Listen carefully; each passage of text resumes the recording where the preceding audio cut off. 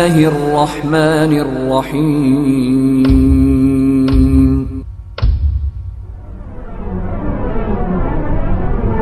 إن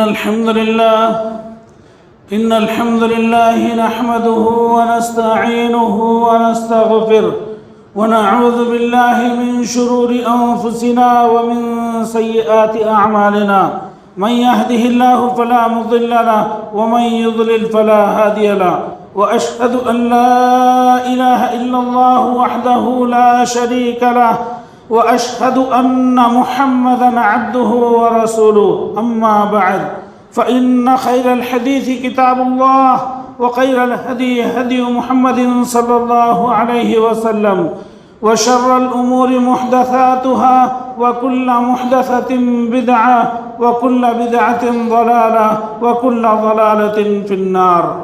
أعوذ بالله من الشيطان الرجيم. بسم الله الرحمن الرحيم. يا أيها الذين آمنوا اتقوا الله حق تقاته ولا تموتن إلا وأنتم مسلمون.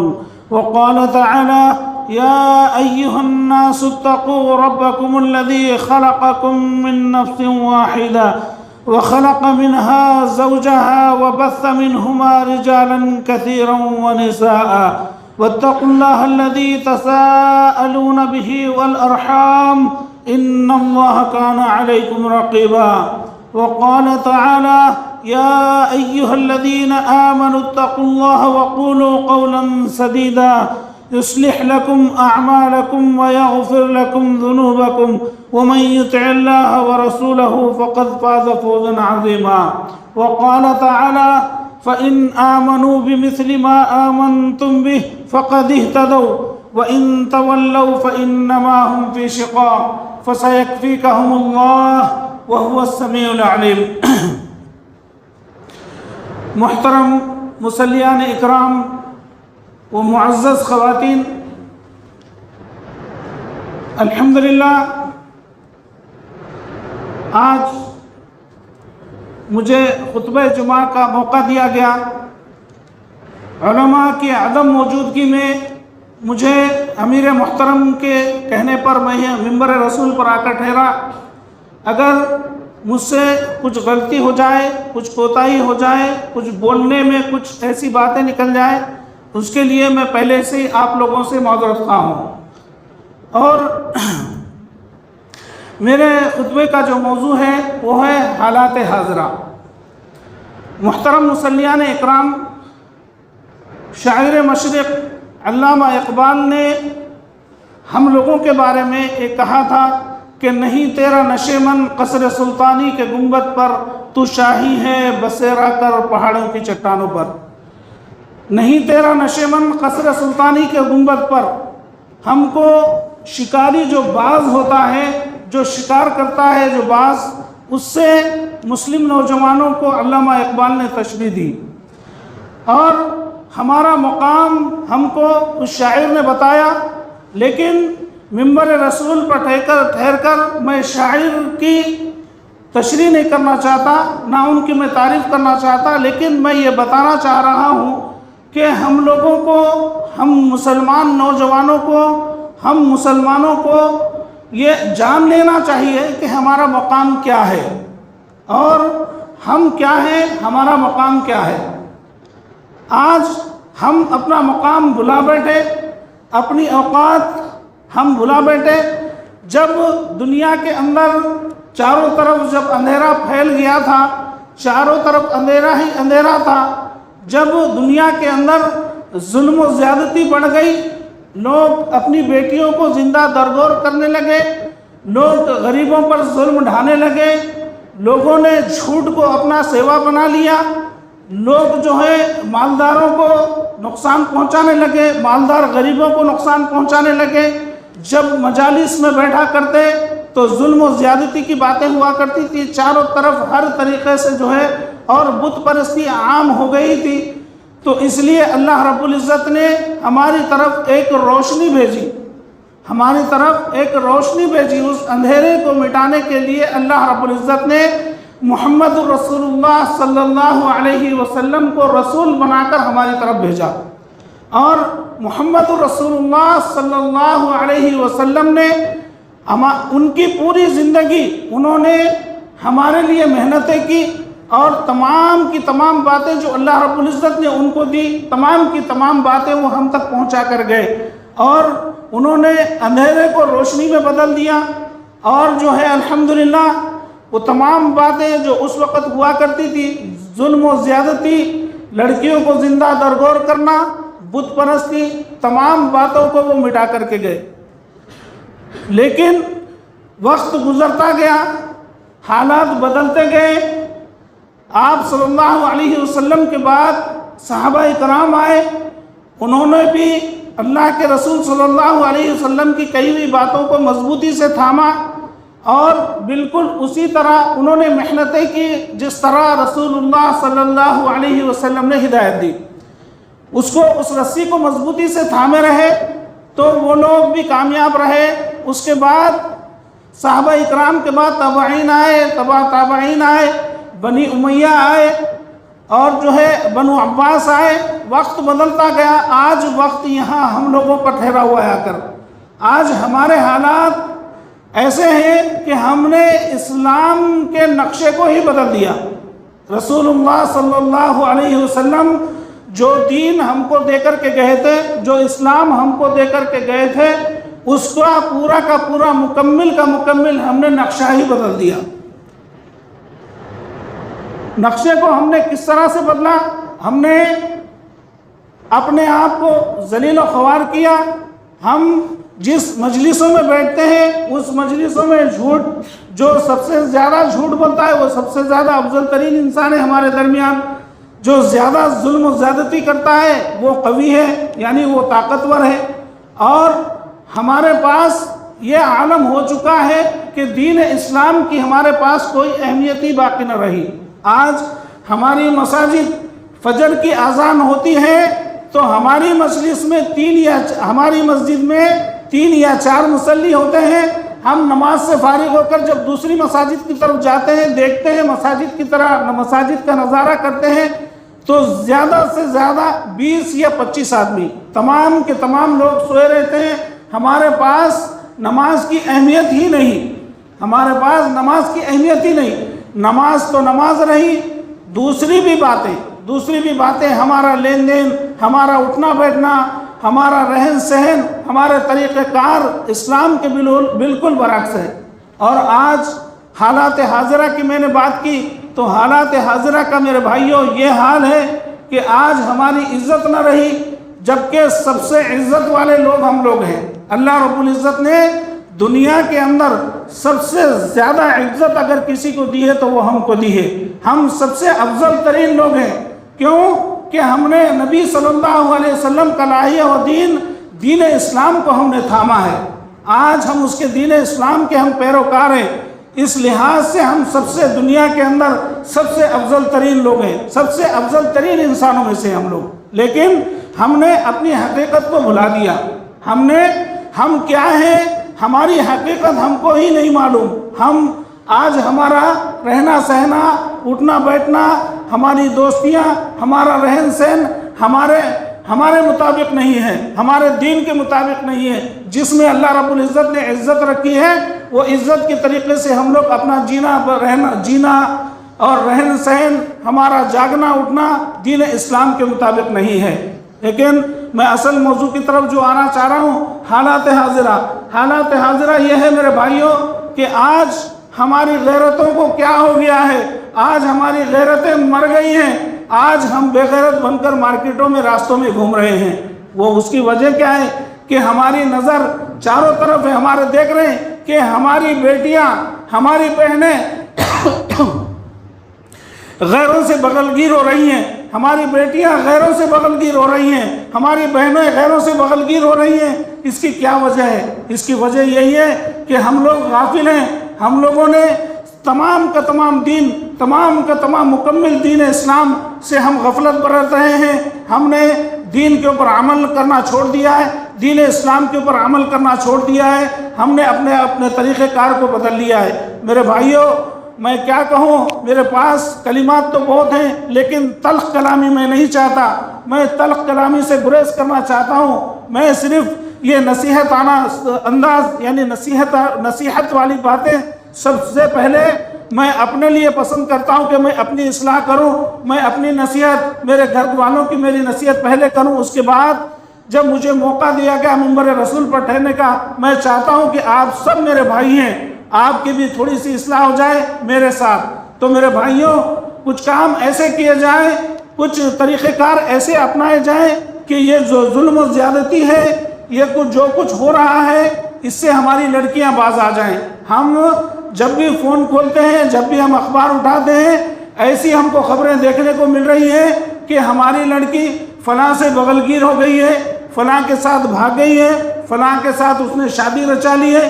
یہ چیزیں سن کر خون کھول جاتا ہے، لیکن افسوس، ہائے افسوس کہ ہم کر کے آ سکتے ہیں۔ لیکن یہ مت بھولیے کہ فلاں کی لڑکی بھاگ گئی ہے وہ ذمہ دار ہے، نہیں میرے بھائیوں، ہم بھی برابر کے ذمہ دار ہیں، ہم بھی اس چیز کے لیے برابر کے ذمہ دار ہیں۔ کیوں کہ ہمارے ہاتھوں میں مساجد ہیں، ہمارے ہاتھوں میں مدارس ہیں، اللہ نے ہم کو مال سے نوازا، اس کا ہم لوگ صحیح استعمال نہیں کرتے، بالکل ہمارے مال کو ہم غلط جگہ پہ استعمال کرتے ہیں۔ مساجد کے ہم ذمہ دار بنے ہوئے ہیں لیکن مساجد کا صحیح استعمال نہیں، ممبروں کا صحیح استعمال نہیں۔ مدارس کے ہم ذمہ دار ہیں، مدارس کے ہم صحیح ذمہ داری نبھانے سے گریز کرتے ہیں، اور مساجد کا، مدارس کا جو مال ہے ایسے لوگوں کے ہاتھ میں ہے جن کو اللہ کا ڈر ہی نہیں کہ اس مال کو کہاں خرچ کیا جائے۔ آج اسی کی یہی وجہ ہے کہ لوگ غافل ہیں۔ ایسے اجتماعات منعقد کیے جائیں، ایسے جلسے منعقد کیے جائیں، ایسے دعوت کا طریقہ کار اختیار کیا جائے کہ تمام لوگوں کو بلایا جائے کہ حقیقی اسلام کیا ہے، حقیقی اسلام کیا ہے یہ بتایا جائے لوگوں کو، اور یہ ہماری مائیں بہنوں خاص طور سے زیادہ کوشش کی جائے کہ ہماری ماؤں اور بہنوں کو زیادہ سے زیادہ دین کی طرف بلایا جائے، کیونکہ ہمارے معاشرے کی اصلاح انہی سے ہے۔ ہم لوگ تو مارکیٹ میں گھومتے ہیں، ہمارا رہن سہن، ہمارا طریقہ کار، ہمارا ملنا جلنا چلو کبھی کبھار علماء اکرام سے ہو ہی جاتا ہے، لیکن یہ ہماری بہنیں، یہ ہماری مائیں کون سے علماء سے ملیں گی، کون سے علماء سے ملیں گی؟ ان کا ملنے کا طریقہ کار کیا ہے؟ کہ یہی طریقہ کار ہے میرے بھائیوں کہ ان خواتین کے پروگرام رکھے جائیں، ان خواتین کے جو ہے اجتماعات کیے جائیں، ان خواتین کو بتایا جائے کہ صحیح دین، صحیح اسلام کیا ہے۔ یہ ضروری نہیں ہے کہ ہم میں سے ہر شخص کھڑا ہو اور لکڑی لے کے نکل جائے، لیکن اس کا طریقہ کار یہ ہوتا ہے کہ ان اداروں کے اوپر اپنے مال کو خرچ کریں، ان اداروں کے اوپر، مساجد کے اوپر، مدارس کے اوپر، ائمہ اکرام کے اوپر اپنے مال کو خرچ کریں۔ ہم لوگ اپنے مال کو خرچ کرنے کے لیے تیار ہی نہیں ہیں۔ جب مہینہ پورا ہو جاتا ہے، آپ سے طے شدہ رقم مانگی جاتی ہے، ہم دینے کے لیے تیار ہی نہیں۔ تو مساجد کے ذمہ دار، مدارس کے ذمہ دار علماء اکرام کریں تو کیا کریں؟ جب تک آپ لوگ اپنے جیبوں سے اپنے مال کو نہیں نکالیں گے، اپنا مال خرچ نہیں کریں گے، اس وقت تک یہ اصلاحی پروگرام، یہ اصلاح معاشرے کے پروگرام یہ کیسے کیے جا سکتے ہیں؟ پھر آپ لوگوں سے میری درخواست ہے، میں آپ لوگوں کو تاکید کرتا ہوں، میں آپ لوگوں سے التجا درخواست کرتا ہوں کہ زیادہ سے زیادہ مال خرچ کریں۔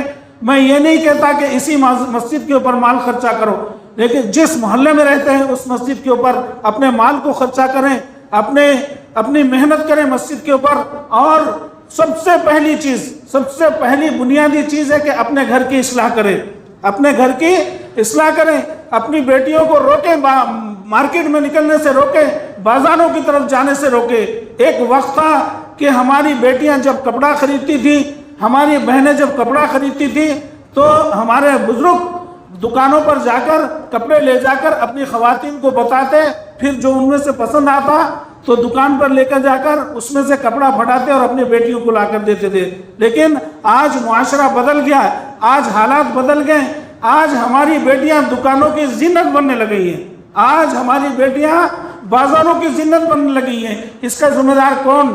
ہم سب ہیں میرے بھائیوں، بالکل روکیے۔ اور سب سے بڑی جو چیز ہے معاشرے کا جو بگاڑ، جو موبائل فون ہمارے پاس ہے، ٹھیک ہے ہمارے پاس ہے، ٹھیک ہے، لیکن ہمارے بیٹیوں کے پاس کیوں؟ ہمارے بیٹیوں کے پاس موبائل کیوں؟ ہمارے بیٹیوں کو موبائل کی کیا ضرورت ہے؟ یہ موبائل ہی ہے جنہوں نے ہماری بیٹیوں کو بگاڑا ہے۔ میرے بھائیوں جاگیے، اپنی غیرت کو جگائیے، اپنے آپ کو جھنجھوڑیے اور اپنی اصلاح کیجیے۔ میرے بھائیوں اپنے بچوں کی، اپنے ماؤں بہنوں کی، اپنے بیٹیوں کی اصلاح کیجیے اور اپنے آپ کو اسلام کے مطابق ڈھالیے۔ میرے بھائیوں حالات ایسے ہیں کہ آج ہماری شادیاں ایسی ہو رہی ہیں کہ ہم سوچ بھی نہیں سکتے کہ کیا یہ اسلامی شادی ہے۔ میرے بھائیوں اتنی فضول خرچی، جب ایک آدمی دیکھتا ہے کہ فلاں نے اتنا خرچ کیا، دوسرا تیار ہو جاتا ہے کہ میں بھی خرچ کروں۔ دوسرے کے پاس مال ہوتا نہیں، وہ قرض میں مبتلا ہو کر کام کرتا ہے، تو آخر میں اس کے کیا نتائج نکلتے ہیں آپ سب بہتر سے بہتر جانتے ہیں۔ اور میں جو سب سے پہلے میں نے جو شاعر مشرق علامہ اقبال کا جو شعر میں نے آپ کو سنایا کہ نہیں تیرا نشے من قصر سلطانی کی گنبد پر، تو شاہی ہے بسیرا کر پہاڑوں کی چٹانوں پر، کہ ہمارے حوصلے بڑھائیے، اپنے دلوں کی اصلاح کیجیے، اپنے ہمت کو بڑھائیے اور بالکل جاگیے، مسلمان بنیے، جاگیے، اٹھیے۔ ہم کو اٹھنے کی ضرورت ہے، ہم کو جاگنے کی ضرورت ہے۔ اٹھنے اور جاگنے کا مطلب یہ نہیں ہے کہ باہر نکل کے لڑائیاں کیجیے، ہم اٹھیے اور جاگیے۔ جاگنے کا مطلب ہے کہ دین اسلام کیا ہے، بالکل بتائیے لوگوں کو کہ دین اسلام کیا ہے۔ آج پوری دنیا کے اندر پورے لوگ آج اسلام مخالف ہیں۔ اس کی وجہ کیا ہے کہ انہوں نے کبھی اسلام کو پڑھا ہی نہیں، کبھی اسلام کو جانا ہی نہیں۔ اس کے ذمہ دار کون؟ میرے بھائیوں بالکل آج دنیا کے اندر جو اسلامی حکومتیں بنتی جا رہی ہیں، آج دیکھیے اخبارات اٹھائیے، ٹی وی چینل کھولیے، اپنے موبائل دیکھیے کہ اسلامی طاقتوں کے خلاف سب کے سب بچہ، بڑا، بوڑھا، عورتیں، تمام کے تمام لوگ ان حکومتوں کے خلاف۔ کیوں؟ اس کی وجہ کیا ہے؟ یہ لوگ مخالف ہونے کی وجہ کیا ہے کہ انہوں نے اسلام کو جانا ہی نہیں۔ اس کے قصوروار کون ہیں؟ ہم ہیں۔ راستے سے ایک کافر کی میت جاتی ہے تو کہا جاتا ہے کہ پڑھو فی ناری جہنم پڑھنے کا حکم دیا جاتا ہے کہ لیکن کبھی یہ سوچا کبھی یہ جاننے کی کوشش کی ہے، اس کو ہم نے بددعا تو دے دی ہے کہ اللہ تجھے جہنم رسید کرے، لیکن کبھی یہ سوچا کہ یہ جب زندہ تھا، یہ شخص زندہ تھا، کبھی ہم نے اس کو بتایا کہ دین کیا ہے، اسلام کیا ہے، کلمہ طیبہ کیا ہے، اور نماز کیا ہے، روزہ کیا ہے، حج کیا ہے، زکوٰۃ کیا ہے اور سچائی کیا ہے؟ کبھی ہم نے بتایا اس کو؟ کبھی نہیں بتایا میرے بھائیوں۔ کیوں؟ کہ ہمارے دلوں میں بزدلی بھر گئی ہے، ہم بزدل ہو گئے ہیں، ہم بالکل بزدل ہو گئے ہیں، ہمارے دلوں میں بزدلی بھری ہوئی ہے۔ ہماری ہمت ہی نہیں کہ ہم کسی کو جا کے بتائیں کہ دین کیا ہے، اسلام کیا ہے۔ ہم تو آپسی جھگڑوں میں پریشان ہیں، کبھی کسی جماعت کے اوپر تانا کشی، کبھی کسی کی جماعت کے اوپر تانا کشی، کبھی کسی کے طریقہ کار پہ تانا کشی۔ ہم اسی معاملات میں گھر کر رہ گئے، لیکن کبھی ہم اپنے گھر سے، اپنے اداروں سے ہم نے کبھی باہر نکلے ہی نہیں۔ جو زبانیں وہ جانتے ہیں ان میں پامفلٹ ہم نے کبھی تیار کیا ہی نہیں، اور قرآن کی آیات کا ترجمہ ہم نے کیا ہی نہیں۔ اگر ہم قرآن کی آیات کا ترجمہ کرتے ان کی زبانوں میں اور ان کو بتاتے ہیں کہ میرے بھائی دین یہ ہے جس کے تم خلاف کھڑے ہو، دین یہ ہے، اگر بتانے کی کوشش کرتے تو وہ اسلام کو جانتا۔ آپ کی محنت کے باوجود اگر اسلام کا دامن نہیں تھاما، پھر اس کے آپ ذمہ دار نہیں ہیں، کیونکہ اللہ کے رسول صلی اللہ علیہ وسلم سے ہمیں تمام چیزوں کا سبق ملتا ہے۔ آپ صلی اللہ علیہ وسلم نے پوری زندگی اپنے تایا کے گھر میں گزر بسر کیا، ان کے تایا عبد المطلب، انہوں نے ان کی پرورش کی، سب کچھ کیا، جہاں پر لوگ ان کو نقصان پہنچاتے عبد المطلب کھڑے ہو جاتے، جب تک باحیات اللہ کے رسول صلی اللہ علیہ وسلم کی انہوں نے حفاظت کی۔ لیکن جب وہ مرے تو انہوں نے کلمہ نہیں پڑھا۔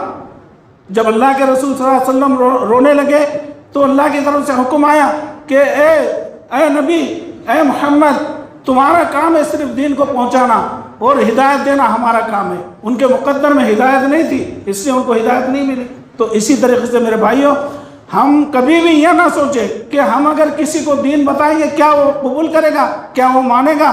میرے بھائیوں، وہ مانے یا کہ نہ مانے، آپ کا کام ہے آپ دین کیا ہے، شریعت محمدی کیا ہے، دین اسلام کیا کہتا ہے، دین اسلام کے مقاصد کیا ہے، یہ بتانے کی کوشش کیجئے۔ بتانے کا طریقہ کار الحمدللہ کچھ ہمارے نوجوان وہ شہروں میں جو ہے دعوتی کام کر رہے ہیں، ان کو بلایا جا سکتا ہے ان سے ہم طریقہ کار سیکھ سکتے ہیں، اور لیکن شرط یہ ہے کہ پہلے ہم تیار ہو جائیں، شرط یہ ہے کہ پہلے ہم ہمت کریں، پہلے ہم تیار ہو جائیں۔ اس کے لیے ہمارا مال لگانا پڑتا ہے، اس کے لیے ہمارا وقت لگانا پڑتا ہے، اس کے لیے جو ہے ہم کو جاگنا پڑے گا، پہلے اپنی اصلاح کرنی پڑے گی، پہلے اپنی اصلاح کرنی پڑے گی، تب جا کے ہم کسی کو ہدایت دے سکتے ہیں۔ میرے بھائیوں، کوشش کرو کہ ہم اپنی اصلاح کریں، کوشش کرو کہ ہم مسلمان بن جائیں، اللہ کے رسول کا لایا ہوا دین اسلام پر جم کر ڈٹ کر ہم اس کے اوپر عمل کرنے والے ہو جائیں۔ اس کے بعد انشاءاللہ وہ دن دور نہیں کہ ہم دوسروں کو بھی دین کیا ہے بتا سکتے ہیں۔ لیکن آج ہمارے معاملات درست نہیں، ہمارا لین دین درست نہیں۔ اگر ہمارے درمیان کوئی شخص پھل فروش ہے، پھل فروش کا آج یہ عالم ہے کہ پھل دیتے وقت یہ بتاتا نہیں کہ یہ چیز خراب ہے، جبکہ دین اسلام نے، اللہ کے رسول صلی اللہ علیہ وسلم ایک جگہ سے گزر رہے تھے، ایک اناج کا ڈھیر پڑا ہوا تھا، تو اس اناج کے ڈھیر میں جب ہاتھ ڈالا دیکھا تو اندر کچا ہے، تو پوچھا کہ فلاں کیا ہے؟ کہا کہ اللہ کے رسول یہ بھیگ گیا تھا۔ لوگوں کو پتہ چلتا کہ اگر یہ بھیگ گیا تو لوگ خریدنے کے لیے نہیں آتے، اس لیے میں نے اس کو اندر ڈالا، اس کو اوپر ڈالا۔ بولا کہ نہیں، اللہ کے رسول صلی اللہ علیہ وسلم نے کہا کہ نہیں، لوگوں کو بتا کر کے بیچو۔ آج ہم میں سے کوئی پھل فروش ہے، اس کا یہ حال ہے۔ آج ہمارے اندر کوئی کسی قسم کے بھی کوئی کاروبار ہے، ہم لوگ کم تولنے سے گریز نہیں کرتے، ہم ڈرتے نہیں، بالکل جب کاروبار کرتے ہیں کسی گاہک سے ہم اضافی پیسے لینے کے لیے ہمارے دلوں میں خوف نہیں آتا، ہم ڈرتے نہیں۔ تو ہماری کمائیاں جب حرام کی ہو جائیں گی تو ہم کیسے جو ہے ہمارے دلوں میں پختگی آ سکتی ہے، کیسے ہم ہمت والے بن سکتے ہیں؟ آپ حلال کھا کر کے دیکھیے، اپنی مجالس کو سچ سے سجا کر کے دیکھیے، پھر انشاءاللہ دیکھیے کہ اللہ تم آپ کے دلوں میں کیسے جو ہے سنجیدگی پیدا کرتا ہے اور پختگی پیدا کرتا ہے۔ آپ اپنے اندر پہلے پختگی پیدا کیجئے، اس کے بعد دیکھیے کہ اللہ رب العزت آپ کی ہمتوں کو کیسے جو ہے وہ دن بھول گئے۔ آج ہماری بائکوں پر، ہم گاڑیوں پر 313 لگ کر کے گھومتے ہیں۔ آج ہماری بائکوں پر، ہماری کاروں پر، ہمارے گھروں کے سامنے، ہمارے دکانوں کے سامنے پرنٹ کرا کر لکھتے ہیں کہ 313۔ یہ 313 کا مطلب کیا ہے؟ کسی نے جانا؟ میرے بھائیوں، 313 صحابہ نے کئی ہزار کفار کو رون ڈالا تھا، کئی ہزار کفار کو صحابہ اکرام نے رون ڈالا تھا۔ اس کی وجہ کیا تھی؟ کیا وہ لوگ پہلوان تھے؟ وہ ڈنڈ بیٹھک مارتے تھے؟ وہ صحابہ اکرام کیا جم میں جایا کرتے تھے ڈیلی 4 گھنٹے؟ نہیں میرے بھائی، ان کے ساتھ جذبہ ایمانی تھا، سچائی تھی، سچائی کے اوپر چلتے تھے، اللہ کے حکم کو، اللہ اور اس کے رسول کے حکم کو مضبوطی سے تھاما کرتے تھے۔ وہ اللہ کے رسول کیا کھاتے وہ لوگ کوشش کرتے تھے کہ وہ کھائیں، اللہ کے رسول کیا پہنتے تھے وہ کوشش کرتے تھے کہ وہ ہم پہنیں۔ اللہ کے رسول اگر حکم دیتے کہ فلاں ٹائم پہ فلاں جگہ جانا ہے، اللہ کے رسول کے حکم پر حاضر ہو جایا کرتے تھے۔ کبھی یہ نہیں دیکھا کرتے کہ میرے پاس کیا ہے، میرے گھر میں کیا ہے، میرے پاس تلوار ہے کہ نہیں ہے، میں ایک ہی کپڑے میں لپیٹا ہوں، کبھی یہ نہیں دیکھتے تھے۔ اللہ کے حکم کا، اللہ کے رسول صلی اللہ علیہ وسلم کا حکم آیا اور تیار ہو گئے۔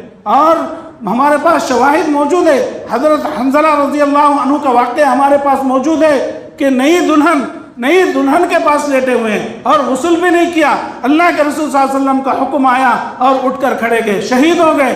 جب صحابہ اکرام نے جب دیکھا کہ پانی ٹپک رہا ہے تو کہا کہ اللہ کے رسول بولے کہ یہ غسیل الملائکہ، ان کو فرشتے غسل دے رہے ہیں۔ تو میرے بھائیوں، ہمارا عقیدہ اور ایمان ہونا چاہیے، ہم کو بھی فرشتے جو ہے اللہ تعالیٰ ہم کو بھی وہ مقام، صحابہ اکرام کا مقام تو کہاں تک پہنچ سکتے ہیں ہم لوگ، ہماری اوقات کیا ہے، لیکن ہم صحابہ کے راستے پر چل سکتے ہیں، اللہ کے رسول صلی اللہ علیہ وسلم کے راستے پر چل سکتے ہیں۔ اللہ تعالیٰ کا بھیجا ہوا دین اسلام کے اوپر ہم عمل کر کے بالکل پھر ہم اپنے سینوں کو چوڑا کر سکتے ہیں۔ اسلام کے اندر گھمنڈ اور تکبر سے منع کیا گیا، گھمنڈ اور تکبر سے اسلام کے اندر سختی سے منع کیا گیا، لیکن آپ دین اسلام کے کام کر کر سینہ چوڑا کر کر آپ چل سکتے ہیں، گھمنڈ کر سکتے ہیں، تکبر کر سکتے ہیں۔ یہ شواہد صحابہ اکرام سے ملی ہے۔ صحابہ اکرام تلوار اٹھا کر اکڑ کر پیر اونچے کر کے صرف انگلیوں پہ چلتے ہوئے نظر آئے، گھمنڈ کیا، فخر کیا، تکبر کیا۔ کس بات پہ تکبر کیا؟ کیا ان کے پاس مال و دولت تھی؟ وہ گاڑیوں کے مالک تھے، وہ بنگلوں کے مالک تھے، وہ کاروں کے مالک تھے؟ نہیں میرے بھائیوں، انہوں نے گھمنڈ اس بات پر کیا کہ اللہ نے قربانی کے لیے ان کو چن لیا، اللہ تعالیٰ نے ان کو قربانی کے چن لیا، اس لیے انہوں نے گھمنڈ کیا، اس لیے انہوں نے تکبر اور فخر کیا، اس لیے انگلیوں پر کھڑے ہو کر چلے۔ کس بات پر چلے؟ کہ دین کو پھیلانے کے لیے، دین اسلام کے اوپر پہلے ڈٹ کر انہوں نے عمل کیا، اس کے بعد پہلے خود عمل پیرا ہوئے، پھر اس کے بعد انہوں نے لڑا۔ جو لوگ اسلام کو نقصان پہنچانے کی غرض سے، جو لوگ بھی اسلام کو نقصان پہنچانے کی غرض سے آتے تو ان کو وہ لوگ رون ڈالا کرتے تھے۔ کیا تھی؟ کون سی طاقت تھی ان کے ساتھ؟ وہ اللہ کی طاقت تھی۔ میرے بھائیوں، ہمارے ساتھ بھی اللہ کی طاقت ہو سکتی ہے، ہم بھی اللہ کی حفاظت میں آ سکتے ہیں، ہماری بیٹیاں محفوظ ہو سکتی ہیں، ہماری مائیں محفوظ ہو سکتی ہے، کہ بشرطے کہ ہم لوگ اسلام کے اوپر عمل کرنے لگ جائیں، اسلام کے اوپر عمل پیرا ہو جائیں، قرآن کے اوپر عمل پیرا ہو جائیں۔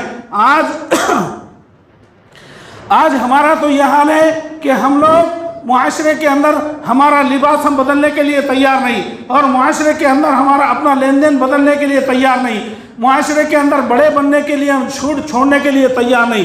آج ہمارے علماء جن کو ہم نے بلندی، جن کی ہم عزت کیا کرتے ہیں، راستے میں ملتے ہیں جب ہم ان کو سلام کیا کرتے ہیں، وہ علماء کا یہ حال ہے، وہ جادو اور ٹونا اس چکروں میں وہ لوگ جو پریشان ہیں، جادو ٹونا، غریب مسلمانوں کو لوٹنے کے چکر میں وہ لوگ پریشان ہیں، غریب مسلمانوں کو لوٹ رہے ہیں، جن کے گھر میں کھانا نہیں ہے، جن کے گھر میں پینے کے لیے پانی نہیں ہے، جو صاف پانی جن کو مہیا نہیں ہوتا، ان کے گھروں میں جا کر جادو ٹونے کے علاج کے نام سے ہزاروں روپے ان سے لوٹ رہے ہیں۔ ہمارے علماء کا یہ حال ہے، ہمارے علماء کا یہ حال ہے۔ اور آج ہمارے جو اکابرین جنہوں نے تعلیم حاصل کی، جو وکیل بنے گھوم رہے ہیں، قانون کے محافظ بنے گھوم رہے ہیں، ان کا یہ حال ہے کہ جا کر غریبوں کی بستیوں میں جا کر غریبوں کو بے دخل کیا جا رہا ہے، غریبوں کے زمینیں چھینی جا رہی ہیں، غریبوں کو پریشان کیا جا رہا ہے، جو اس میں صحافی ملوث، اس میں جو ہے قانون کے محافظ ملوث، اس میں مالدار لوگ ملوث،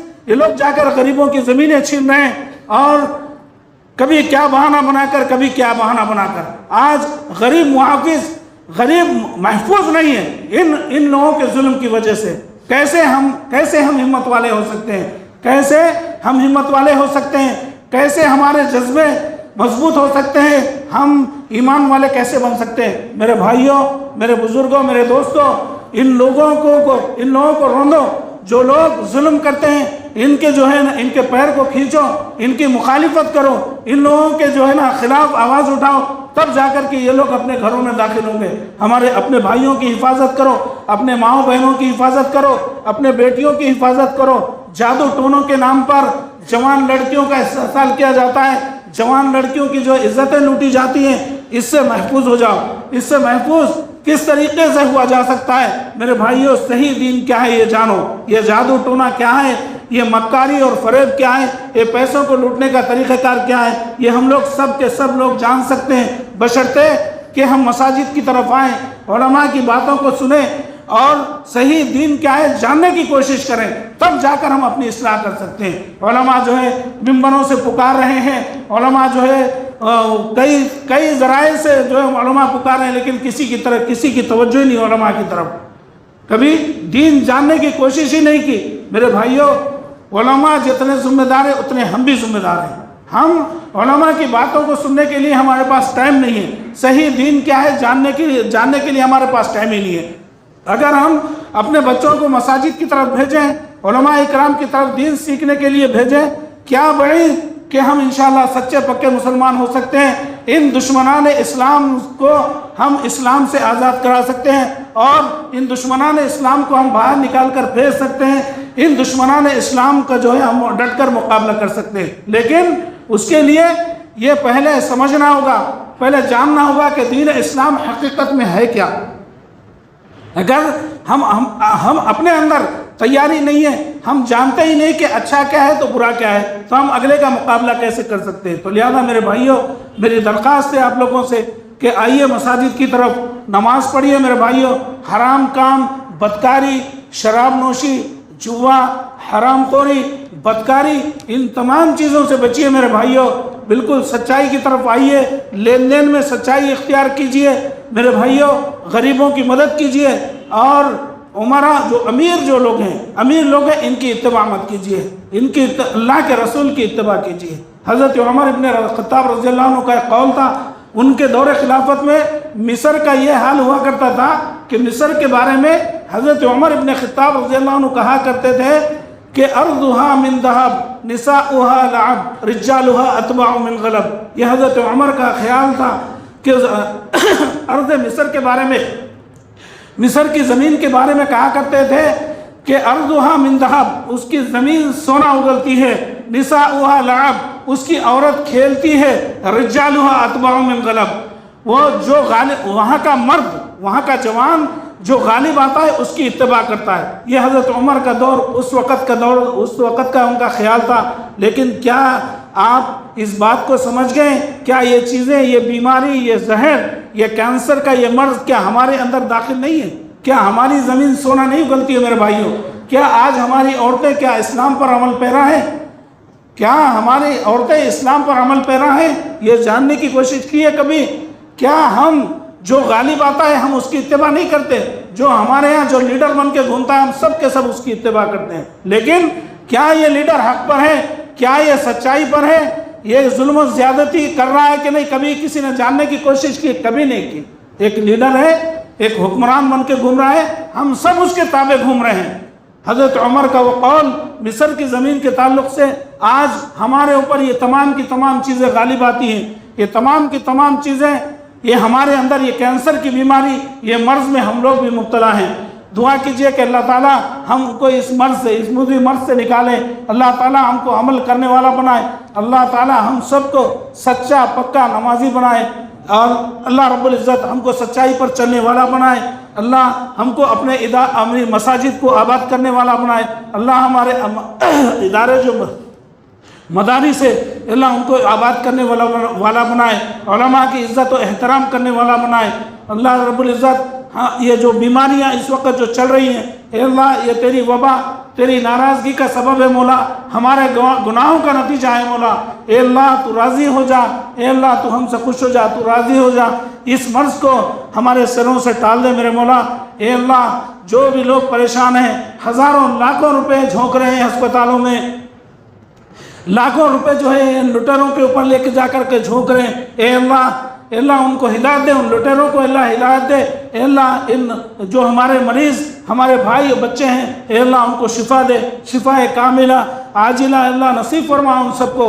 اے اللہ اس مضر مرض سے، اے اللہ اس مرض سے جو ہے جو لوگ بھی اس مرض میں مبتلا ہیں، اے اللہ ان کو شفا کاملہ عاجلہ نصیب فرما. بارك الله لي ولكم في القرآن العظيم، ونفعني وإياكم بما فيه من الآيات والذكر الحكيم، ونفعنا بهدي سيد المرسلين وقوله القويم. أقول قولي هذا وأستغفر الله العظيم لي ولكم ولسائر المسلمين من كل ذنب فاستغفروه إنه هو الغفور الرحيم.